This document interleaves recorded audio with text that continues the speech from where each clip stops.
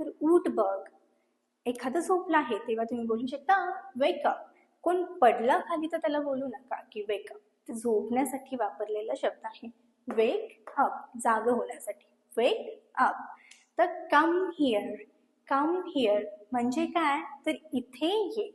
इथे ये. आता मराठीमध्ये आपण वाक्याची रचना करतो इथे, म्हणजे पहिला हा वर्ड येतो राईट, आणि नंतर ना ये.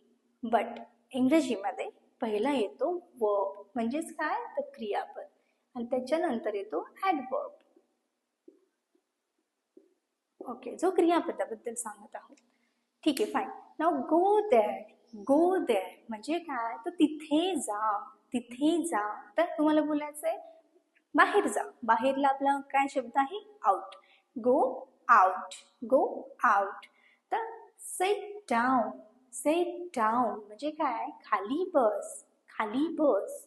Sit down. तुम्हाला बोलायचं एकदम सरळ बस, तर तुम्ही काय बोलू शकता, seat straight. Seat straight. Fine. तर स्टँड अप. स्टँड अप म्हणजे काय, तर उभं राहा. एखाद्याला बोलायचं उभं राहा, तर तुम्ही बोलू शकता stand up. Stand up. Get in.